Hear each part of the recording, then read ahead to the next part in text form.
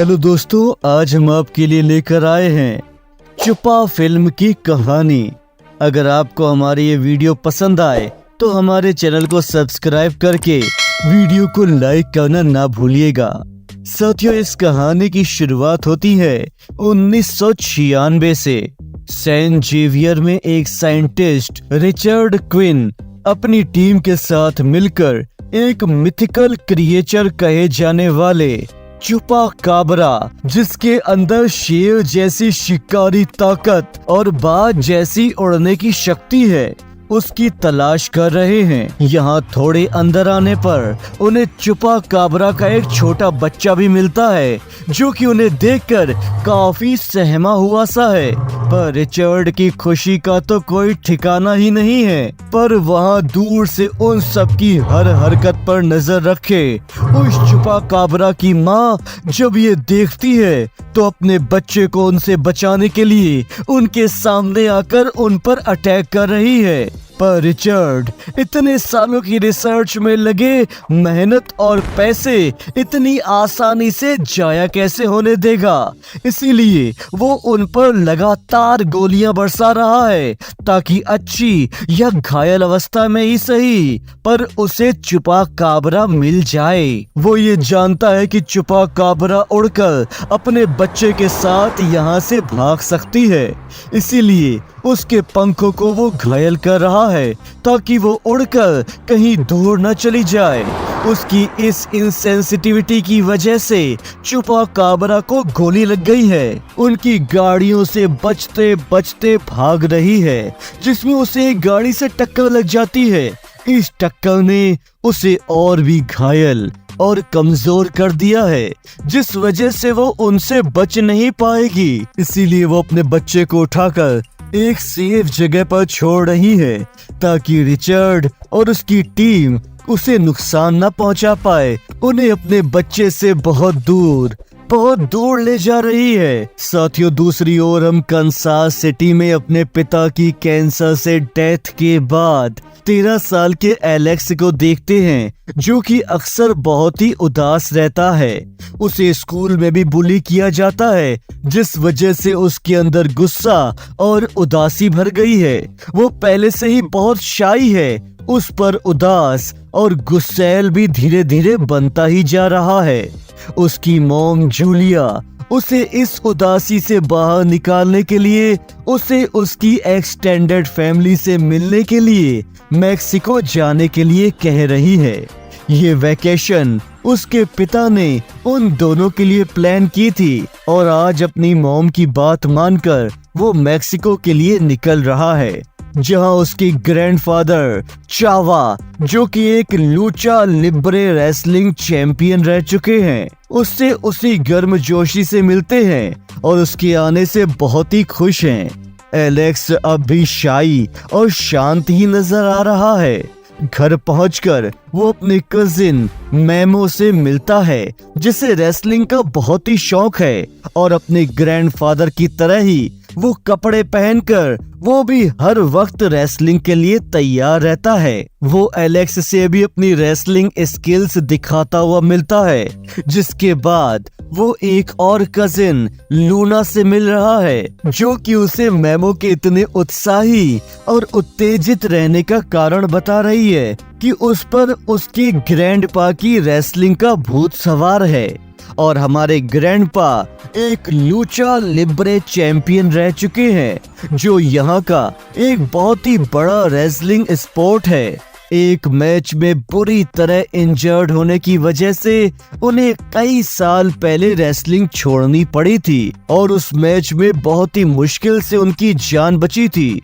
वो अपने कजिन्स के साथ बैठा उनकी सारी बातें सुन रहा है कि ग्रैंडपा को अल्जाइमर है, इसीलिए वो अक्सर चीजें भूल जाते हैं। साथियों, आगे देखते हैं कि रात को एलेक्स अपने कमरे में सोने की और नई जगह में एडजस्ट करने की कोशिश कर रहा है, लेकिन तभी उसे बाहर से अजीब अजीब सी आवाजें सुनाई दे रही हैं, जहां वो अपने ग्रैंडपा को भी देखता है, जो कि इतनी रात को रेंच की तरफ जा रहे हैं। उसे चेक करने आए उसके ग्रैंडपा और दोनों कजिन्स उससे पूछते हैं कि तुम यहाँ पर क्या कर रहे हो इतनी रात को, और हुआ क्या, तुम ठीक तो हो ना?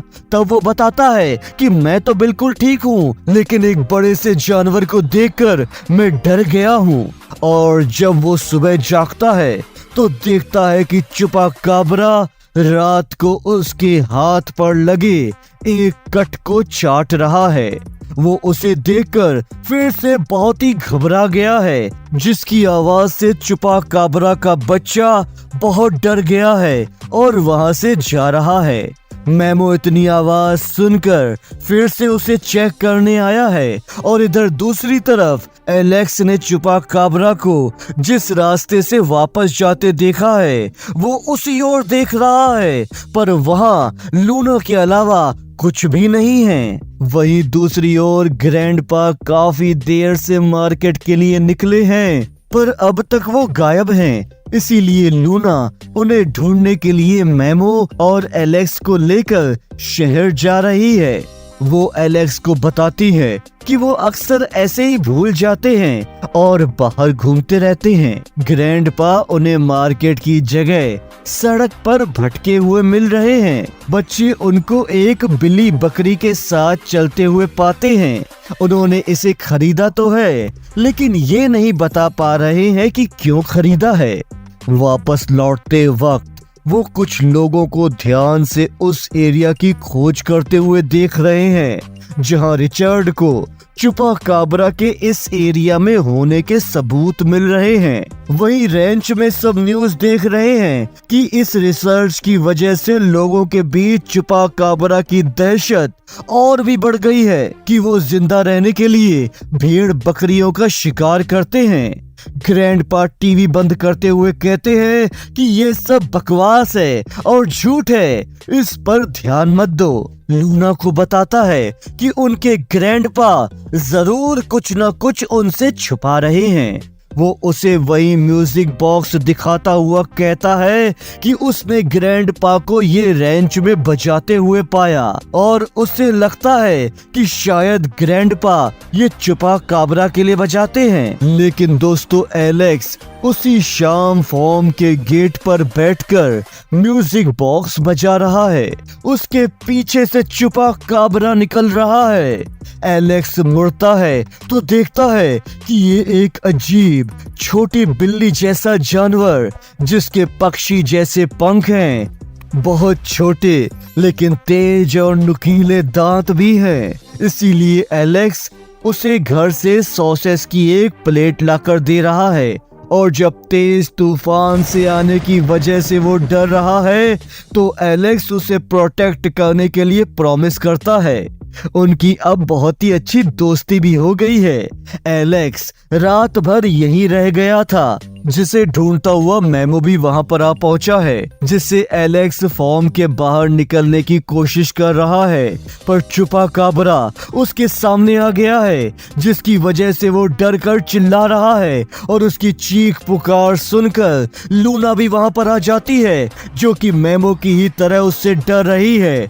पर एलेक्स और चुपाकाब्रा को दोस्त की तरह साथ देखकर वो चुपाकाब्रा को मिलनसार समझते हुए शांत हो रहे हैं। जहां लूना का सोचना है कि उन्हें उसे बाहर रखना चाहिए। एलेक्स से एग्री करते ग्रैंडपा भी अंदर आते हैं, और जैसे कि एलेक्स ने उसे चुपा नाम दिया है, वो उसे उसी नाम से अपने पास बुलाते हैं। वो बच्चों को बताते हैं कि कुछ रात पहले उन्होंने गलती से अपनी कार से इसकी माँ को टक्कर मार दी थी, और उन्हें ये वहीं पास में कहीं छुपा हुआ मिला था। पर जब वो घर लौटे हैं तो यहाँ रिचर्ड उनसे मिलने आ पहुंचा है, जो कि अपना परिचय देते हुए बताता है कि वो एक अमेरिकी सरकारी एजेंसी से है, जो कि मेडिकल पर्पस के लिए दुर्लभ प्रजातियों की तलाश करती है। और जिस रात वो चुपाकाब्रा को ढूंढ रहे थे, उस रात उसी एरिया से आपकी भी गाड़ी गुजरी है, और शायद किसी चीज से टकराने की वजह से आपकी गाड़ी का नंबर प्लेट भी वहीं पर गिर गया था, जिसके बारे में पता लगाते लगाते मैं यहाँ तक आ पहुँचा हूँ।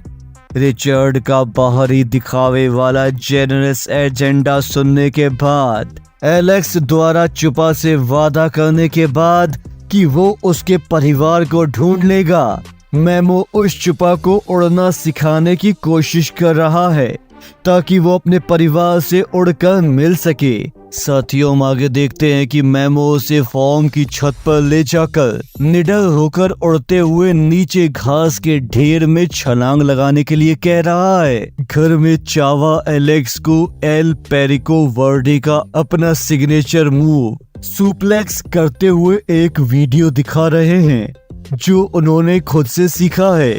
वो ये भी बताते हैं कि उनके बेटे और एलेक्स के डैड बेटो भी रेसलिंग में बहुत ही अच्छे थे, लेकिन कभी प्रोफेशनल नहीं बन पाए क्योंकि वो एलेक्स की माँ से मिले और अमेरिका चले गए। चावा शुरू से ही उसके अकेले सैड रहना, कम बोलना देखकर जानते हैं कि वो दुखी है। जिस दुख और गुस्से को उसके अंदर से बाहर निकाल फेंकने की कोशिश में वो उसे और दुखी करने के लिए बेटो के बारे में काफी बातें कर रहे हैं। इसीलिए वो उससे वीडियो कंसोल लेते हुए कहते हैं कि उसे इसके लिए उनसे लड़ना होगा। दोस्तों, खुद अपना रिलेम्पेगो अंजुल मास्क और एलेक्स को उसके पिता का मास्क पहनाकर वो उससे रेसलिंग कर रहे हैं, जहां पहले तो उनकी उम्र का लिहाज करते हुए एलेक्स बड़े ही आराम से लड़ रहा है, पर चावा उसे जानबूझकर और गुस्सा दिलाते हैं ताकि वो खुद को खुलकर एक्सप्रेस कर सके, जिसमें आखिर उसके गुस्से की वजह से उन्हें बहुत चोटें आई हैं। यहाँ डॉक्टर जॉन उन्हें चेक करने आए हैं, जो कि उन्हें कंप्लीट रेस्ट करने की सलाह दे रहे हैं।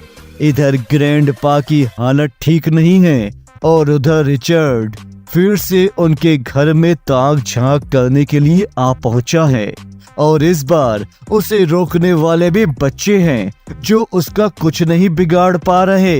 इसीलिए वो हर तरफ घुसे ही चले जा रहा है, जहां आखिरकार उसे छुपा नजर आ ही गया। बेचारे बच्चे ये देखकर उसे रोकने की पूरी कोशिश करते हैं, लेकिन आखिर में अपने ग्रैंडपा को उठा रहे हैं और जब उन्हें कुछ याद नहीं आता तो वो उन्हें उनका पुराना टाइम याद दिलाते हुए उन्हें एक रेसलर की तरह रिंग में उतरने को कह रहे हैं, जिसका फायदा ये होता है कि उन्होंने रिचर्ड को अपनी एक ही किक से मार गिराया है। ये जानने के बाद कि उसके नए दोस्त छुपा का सीक्रेट अब सीक्रेट नहीं रहा और उसकी पावर्स एक्सप्लॉइट करने के लिए रिचर्ड और उसकी टीम उसका पीछा कर रही है, जो कि किसी भी हद तक जा सकते हैं। एलेक्स और उसका परिवार छुपा को आने वाले खतरे से बचाने के लिए उसके घर का ठिकाना ढूंढने के लिए निकल पड़े हैं, जहां वो उसी जगह आ पहुंचे हैं जहां उसकी मां को ग्रैंडपा की गाड़ी से टक्कर लगी थी। यहां आने पर छुपा अपने आप सबको अपने घर की ओर ले जा रहा है, जहां उसे गुफा की ओर जाने के लिए एक साइड से दूसरी साइड उड़कर जाना होगा, पर अभी भी वो उड़ने से डर रहा है, इसीलिए चलकर जा रहा है। यहाँ एक तरफ वो अपने घर की ओर जा रहा है तो दूसरी तरफ एलेक्स शायद कभी घर ही ना लौट पाए, क्योंकि उसके सामने एक चीता है जो उस पर झपटने के लिए बढ़ रहा है। हालांकि ग्रैंडपा उसकी मदद कर रहे हैं, पर इस चक्कर में वो रस्टेड आयरन पाइप पर चढ़ गया है जो उसके वेट से टूट रही है और एलेक्स गिरने ही वाला है, लेकिन तभी छुपा आकर उसे बचा लेता है। उसने खुद के लिए नहीं पर एलेक्स के लिए उड़ने की हिम्मत दिखाई। एलेक्स जैसे ही ऊपर आया है वहाँ रिचर्ड फिर से आ गया है, जो एक बार फिर से ड्रग शॉट की मदद से छुपा को लेकर जा रहा है, पर इस बार चुपा अकेला नहीं है, बल्कि उसका पूरा परिवार उसके साथ है, जो उसे बचाने के लिए उल्टा रिचर्ड पर ही अटैक कर रहा है। चावा भी इसमें उसका साथ दे रहा है। उसे हराने के बाद सब एक दूसरे को आखिरी बार गुड बाय कहते हैं, जिसके साथ ही कुछ ही दिनों में एलेक्स भी अपने घर जा रहा है। पर पिछली बार की तरह वो दुखी नहीं है, बल्कि वो अब बहुत ही खुश है। वो फ्लाइट से अपने दोस्त को बेखौफ हवा में उड़ता हुआ देखता है। और साथियों, इसके साथ ही ये मूवी यहीं पर खत्म हो जाती है।